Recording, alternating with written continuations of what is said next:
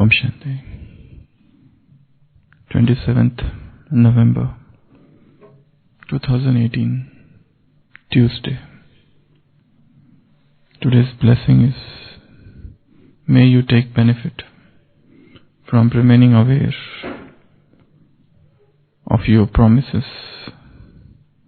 and be constantly worthy of receiving blessings. Whatever promises you make in your mind, words, or writing, keep them in your awareness, and you will be able to take full benefit of those promises. Check how many times you made a promise and how much you fulfilled it. Let there be a balance of both the promises and their benefit, and you will continue to receive blessings from the Father, the bestower of blessings. Just as you have elevated thoughts, similarly, let your deeds also be elevated, and you will become an embodiment of success. So promises and benefits, Vaida and Faida. So whatever promise you make, whether it's in the mind, whether you speak it or you give in writing, you will be able to take full benefit of these promises. Just check how many times you have made a promise and how much you have fulfilled it. So Baba has told this new balance. Which balance? Promise and benefits. What promise somebody has made and what benefit he got. So Baba is saying, this balance, let there be balance of both the promises and their benefits, and you will continue to receive blessings from the Father. When there is this balance, you receive blessing. Just as you have elevated thoughts, similarly let your deeds also be elevated, and you will become an embodiment of success. So in Brahmin life, every Brahmin makes a lot of promises. And especially when people come to Madhuban, they flood their mind and lives with promises. But only few of the promises are fulfilled. So what are the reasons we are not able to keep up our promises? And actually, what is promise? There are different words for promise. Promise, oath, pledge, pratikya, shapat. So these are the different words. So, promise, vaida and faida, benefits. Keep the balance of these two in your awareness, smriti. Then, when such a balance is there, the blessing would come in life. So Baba is saying, we make promises in mind, in speech, and in writing. But only a few promises are kept. What should we do to keep up our promises? Whatever promise we make with our own mind and to Baba, how to keep up those promises? That's the question. So what one should do? Revise, even before revision. Most importantly, first making the promise and then even remembering that I have made this promise, that I have to do this, I have to do that. To remember that promise is important. And then the revision of promise. And then see the benefit of that promise. And see what will happen if I don't keep that promise. Analyze that promise. Pros and cons of that promise. And one more thing, how practical that promise is. If somebody makes a promise that he will get up at 2 o'clock in the morning, okay. The moment he comes in contact with intense effort makers, suddenly an electric current runs down the spine and he makes the promise that he has to get up at 2 o'clock. So he even gets up, but the person doesn't get any rest during the daytime. But there are so many other things happening to him, to his body, that he cannot keep up this promise. And gradually, everything falls down. So promise has to be very much practical, very much plausible, visible, absolutely pragmatic approach to the promise. How much I am able to translate that promise into practice. Is it practical? Is it pragmatic? If it is not pragmatic, one should not do such promise. Because all such promises would lead to a downfall. So first analyze the promise, study the promise, see the practicality of that promise, and then only make the promise. And once the promise is made, once the decision is taken, once the resolve is made, then pour your heart, your energy, your life, your soul into that promise to fulfill it, to materialize it. So what are the steps? Remembering the promise, revising the promise, then what else? Benefits of the promise. If I do this, what will happen? How blissful the life would become if I could just do this one thing. Just contemplate on greatest weakness which one is having. And if suppose I am able to get rid of this weakness, how things would become, how life would become. In today's Sakar Murli, Baba has used one word, most easy. To explain this knowledge is most easy, but then if it is not in your destiny, in your fortune, nothing can be done. So, think of a weakness and the benefits that will accrue after you overcome that weakness. So promise should be as per that. Then what else? Think of the causes of breaking of promise.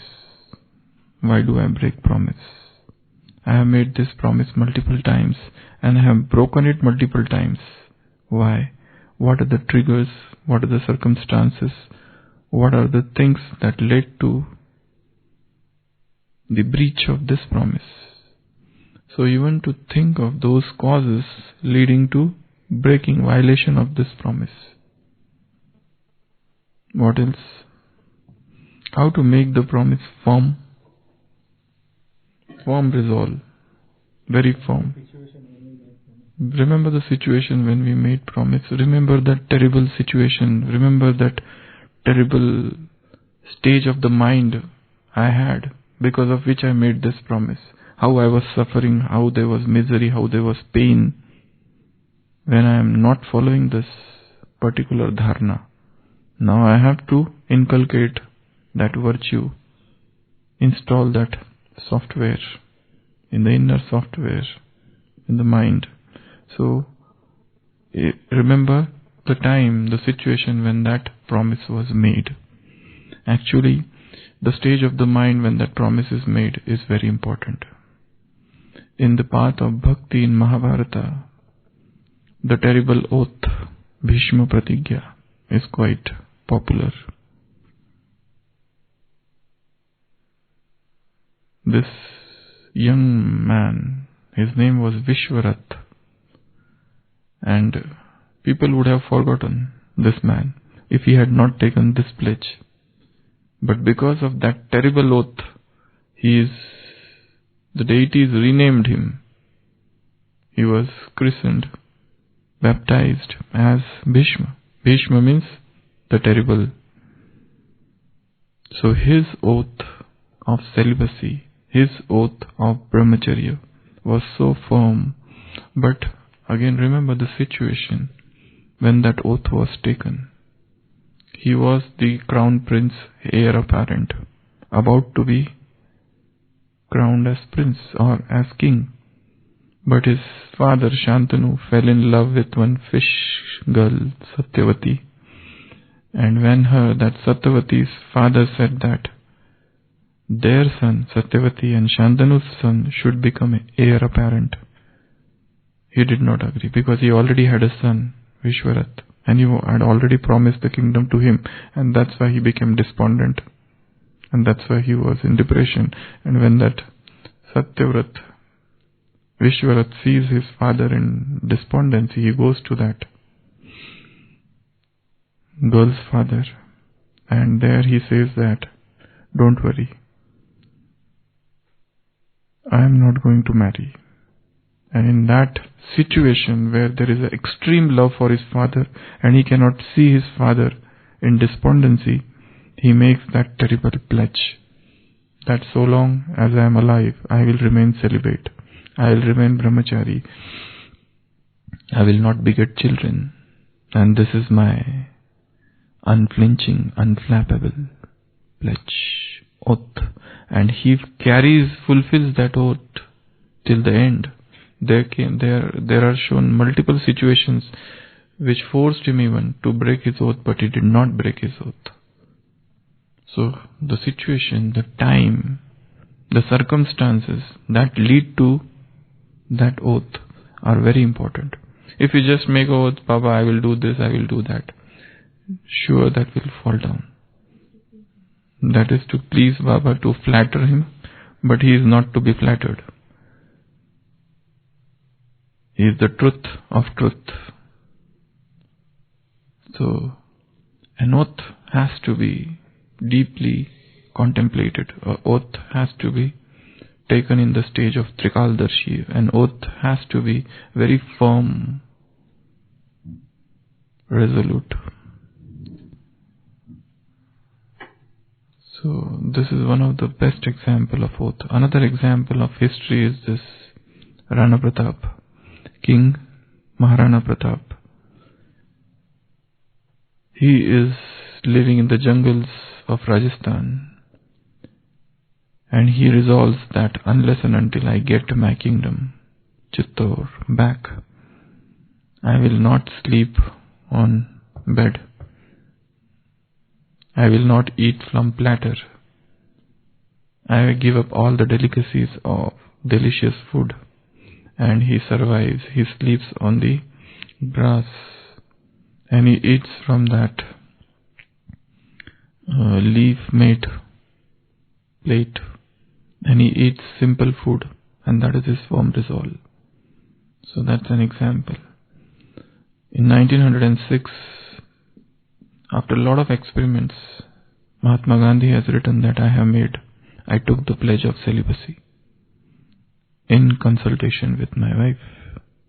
Till that time, though I was brahmachari or celibate, but still some other thing was happening. And in 1906, I made that pledge, and he writes that now it is 30 years, and I enjoy such bliss of purity and such bliss of brahmacharya.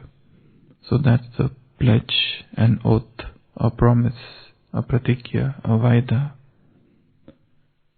A pledge, an oath makes one matured. So there is an element of maturity. It induces an element of maturity. It protects one from a lot of ongoing temptations. So, but a firm resolve is necessary. So, Analyze the oath. See the benefits. See the practicality. Also, keep on revising it multiple times. Because if you don't revise the oath, definitely you will again commit the same mistake. The same thing again and again, again and again, again and again. An oath is not something to be made once. Oath made in storm are broken in calm. So they should be made taking into consideration all the different aspects. Then only the oath is going to reach the fulfillment. And if suppose the oath is made on day 1, check on day 7 how much I was able to follow. And if there are some loopholes, some bottlenecks, some deficiencies, some temptations, some triggers, some flips that led to the violation of this oath, what are they, from where they came, how they came, and what else I should do, so that the same repetition of the thing will not happen.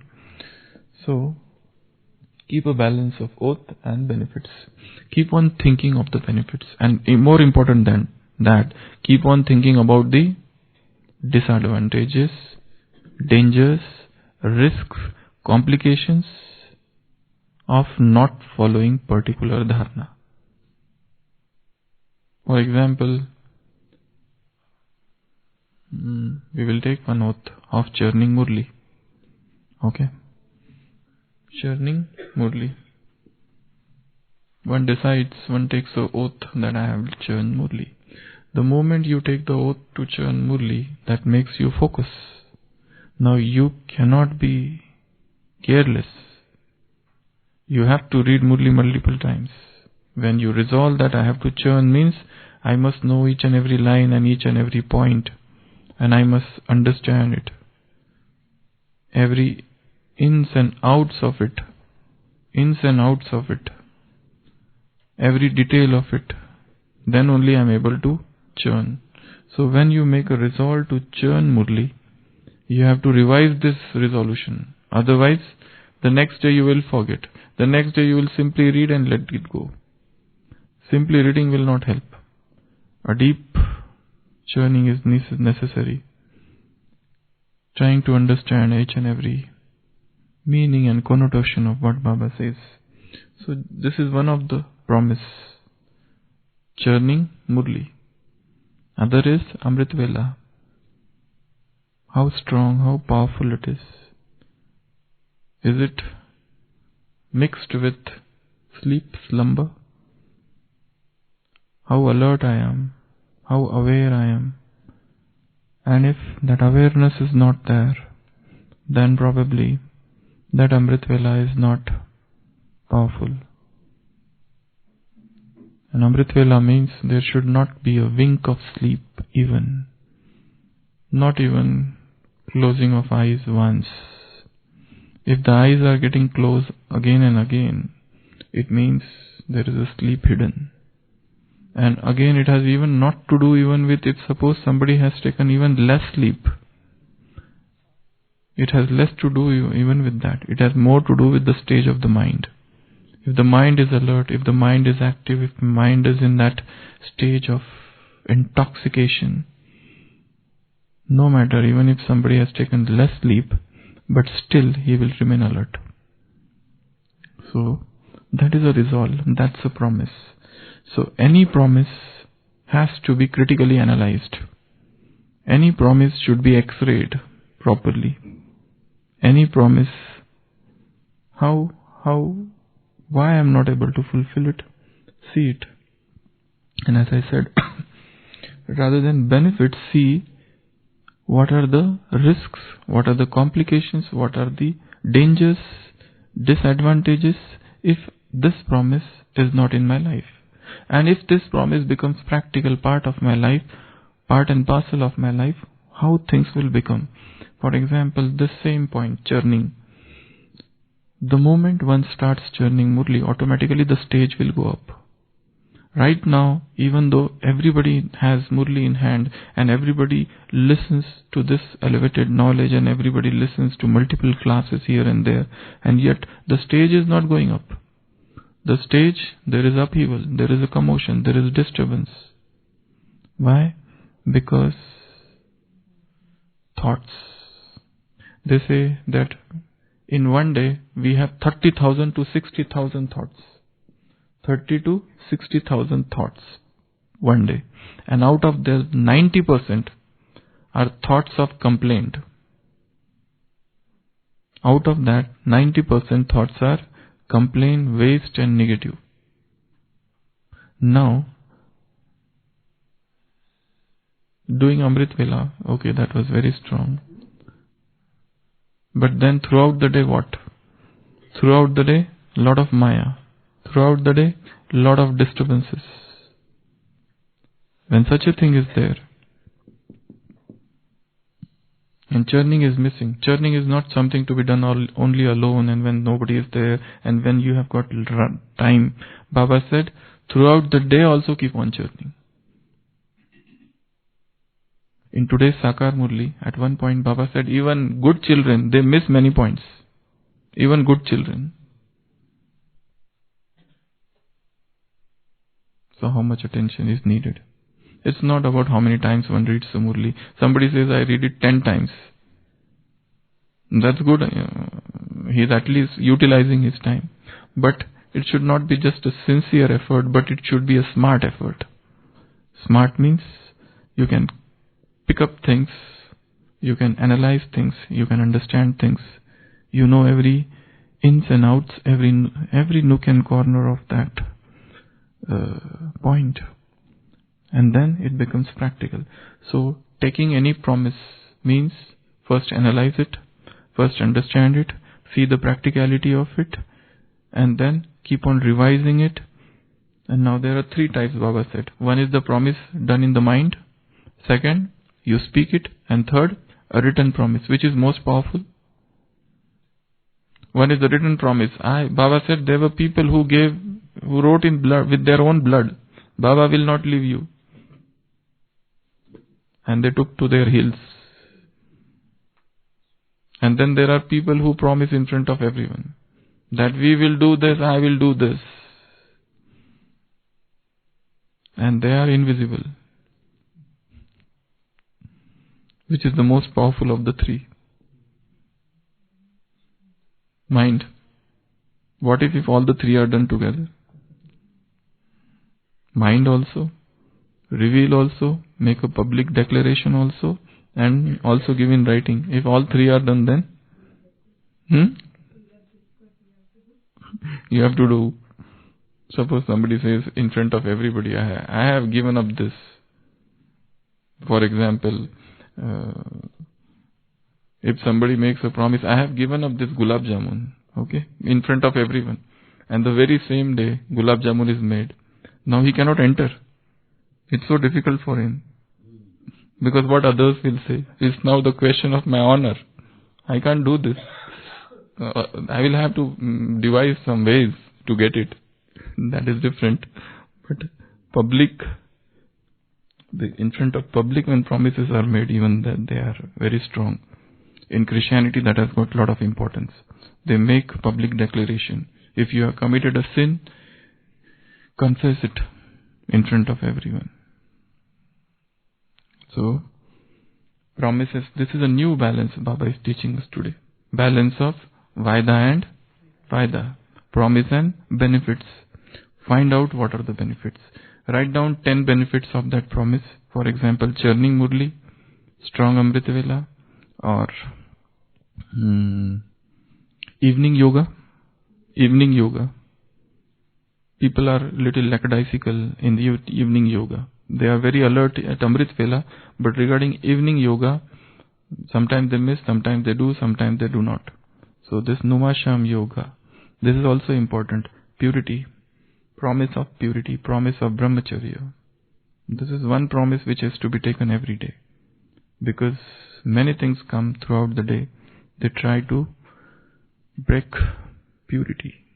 In today's Sakar Murli, Baba said at one point, It's body consciousness that leads to familiarity. And familiarity leads to multiple things. Baba has not mentioned those things. Many, many things. Familiarity leads to many, many things. So it's a body consciousness. So break that body consciousness. But people are stuck. People are glued to body. So it's difficult to break body consciousness. So how much yoga is needed?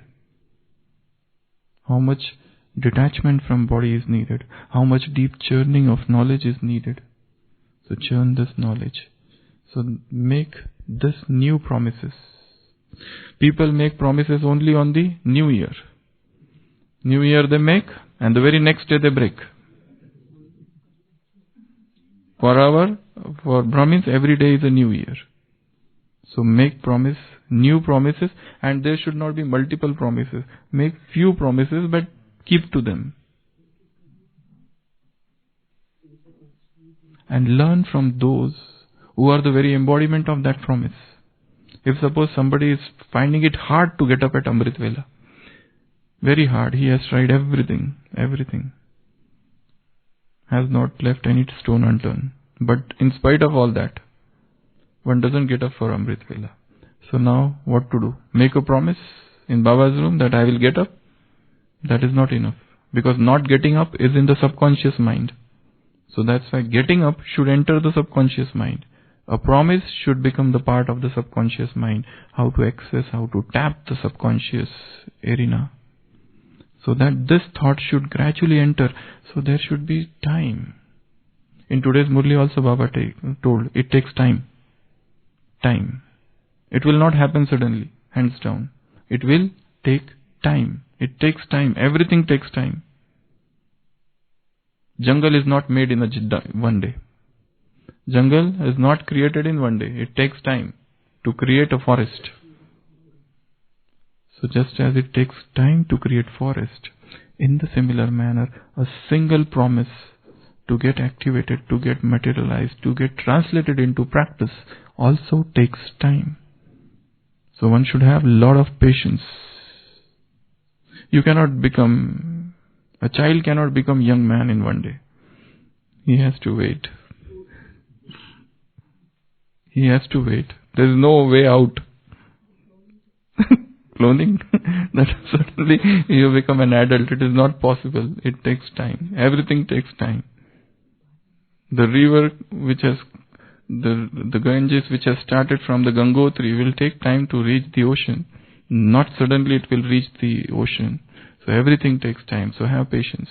So any promise, analyze, critically analyze, understand, see the benefits, see the disadvantage if not done, and if the promise is broken, why it is broken, what are the triggers, what are the Phillips, what are the problems with that, why I am not able to do it. Multiple things are associated with it. So this is all about promise. So when there is a promise, Faida and Kaida, keep this balance. When this balance is there, life becomes blessing. And in Sunday's Murli, Baba said blessing acts as a lift. Blessing will act as a lift, and that will increase, that will catapult your stage to a higher platform. Om Shanti.